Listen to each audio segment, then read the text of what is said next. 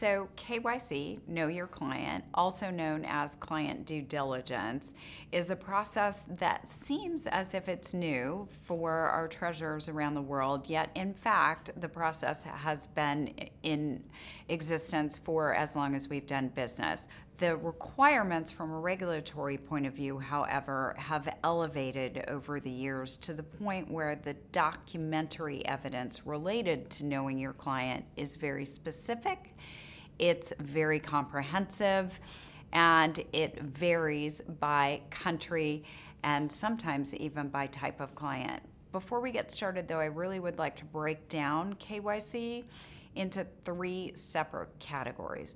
First, there's an onboarding. You have a new client, a new relationship.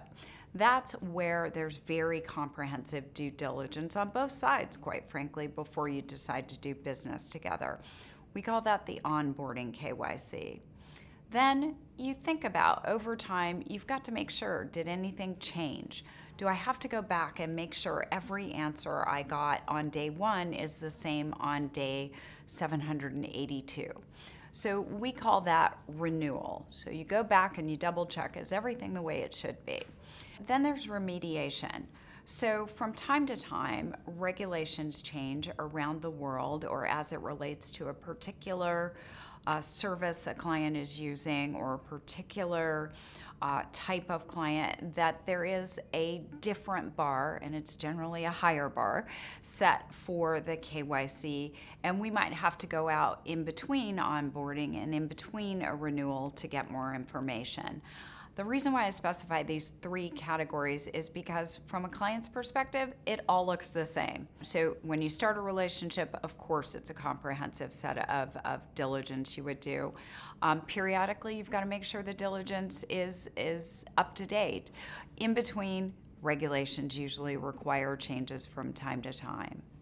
Part of KYC, client due diligence, involves gathering information to make sure that money laundering risk is managed sufficiently, because we're talking about large sums of money moving around the world, and it's our role as banking services providers to ensure that funds don't move for nefarious purposes. So often KYC, Know Your Client, and AML, anti-money laundering, get wrapped into one comprehensive set of questions that your service provider is asking you.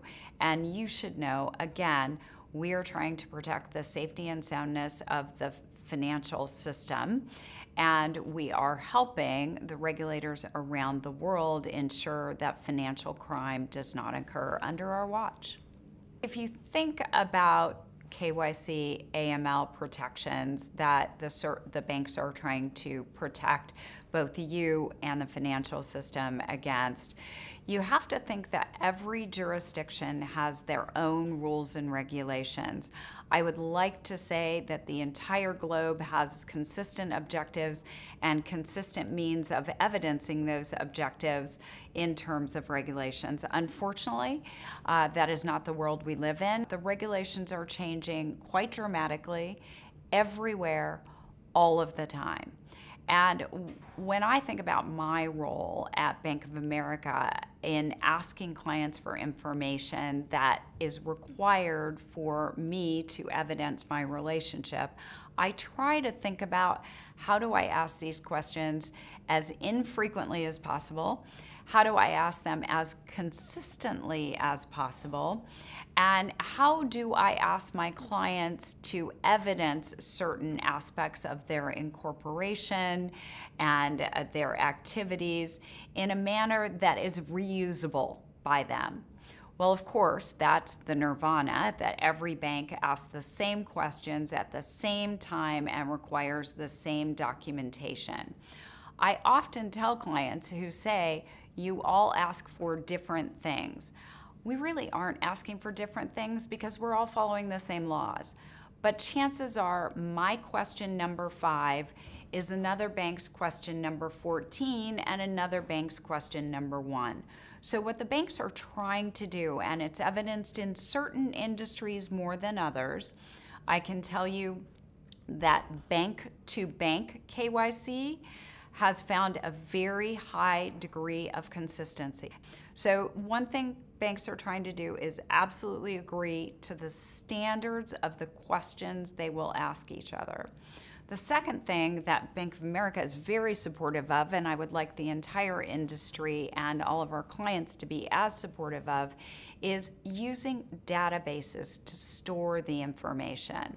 So that due diligence questionnaire I just referred to for Bank of America, we actually store that information in a shared utility, a database that is administered by a third party. Why do we do that? Because we want other counterparties of ours to have an easier time getting the information from Bank of America. It's consistent, it's one place. I ask all of my clients, is there a database or a utility that you use to store your information?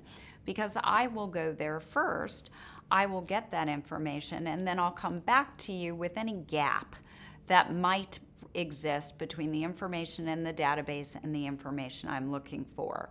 So that's a second very real way where the industry is trying to work with other third parties, utilities, to store information and make it easier for clients.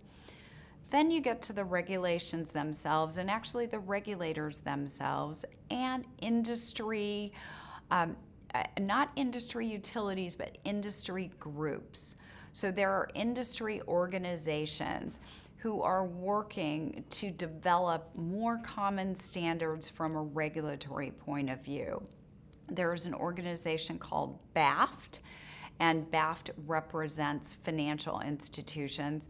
BAFT and other industries like BAFT actually provide comments to proposed changes in rules and regulations that impact KYC and AML to try again to make it easier for the industry to comply and the customers to help comply by providing information. So the more governments work together to create standards, the more utilities allow databases to be created where the answers to the questions are held.